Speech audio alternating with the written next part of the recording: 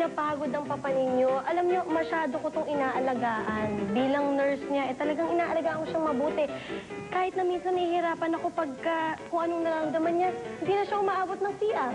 Doon na lang. Ang hirap maglaban ng kalawan. Kaya ang masasabi ko lang, ha? Masasabi ko lang.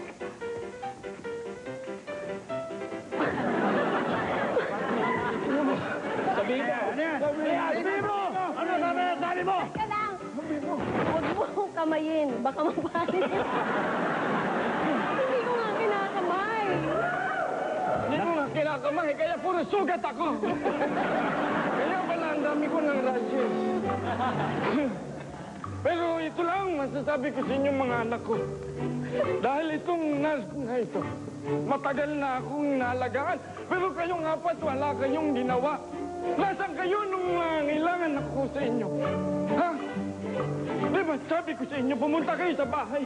At para gusto kong magkamot ng talampakan, pero wala kayo. Wala kayo. Wala kayong silbing mga anak. Papa! Oh. Mahal pa rin kita, Papa. Kahit na kinakamay mo. Sapagkat ikaw ang idol ko.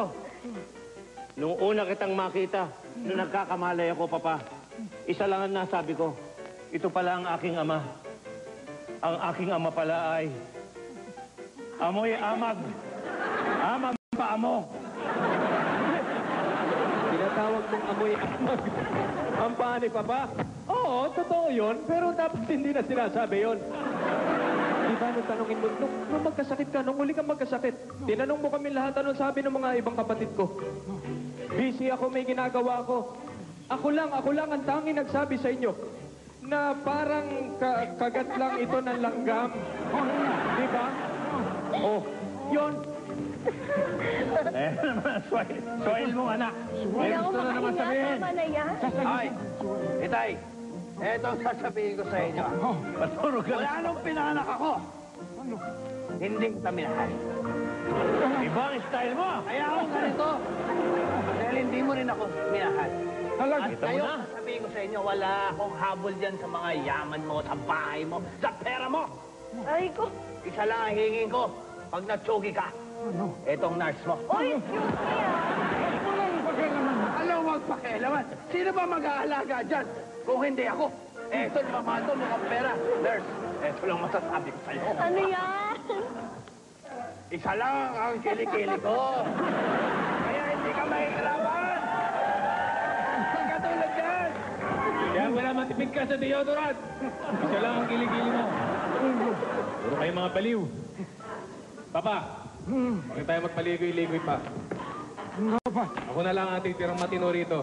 Ako lang ang nag-iisip dito. Ako lang ang matalino. Nasa itsura pa lang, di ba? At sinabi mo sa akin na magsunog akong kilay. Hindi lang kilay ang sinunog ko. Pati buhok ko, sinunog ko. Di ba? Kaya anong sinabi nila? Anong sinabi ng mga tao? Pinagtatawanan ako? Pero hindi, bumamon ako. At ang aking sinabi sa kanila, magpakan ka naman. Magpakanton ka. Magandun ka. Tay, para lumakas ka. Napapansin ko, parang masyado yata nagre-reklamo ang mga anak ninyo. Kasi naman, kahit ako naman, pinagbawalan niyo ako mag-boyfriend, eh, hindi ko naman kayo kaano-ano. Diba? Kaya ang masasabi ko lang sa inyo, next time, pagka bumalik ako sa inyo, sana, diba, narito ang puso ko, soon on GMA. Diba? Panuorin ko yan. Kaya na. Sakto. Diba? Ano, Papa? Mag-decide lang kayo. Desisyon ka na. Pili ka kung sino sa amin. Magdidesisyon ako kung sino talaga sa apat kong anak.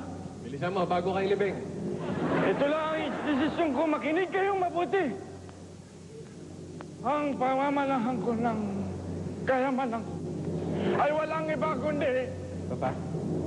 Kundi si Isabela ito. Ha? Ano?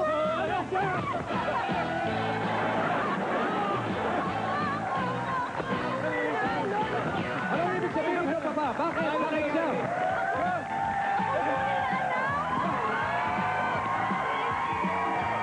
Dahil talaga ang tunay kong anak. akin ito. Teka lang, pero ako ang tunay mo. Taning. Taling!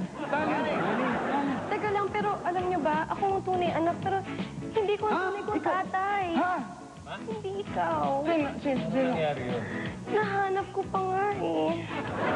Hindi ko ang tunay kong tatay. Sinasabi ni Direk na... Matagal na akong humahanga kay Jelina pagdating sa pagkanta.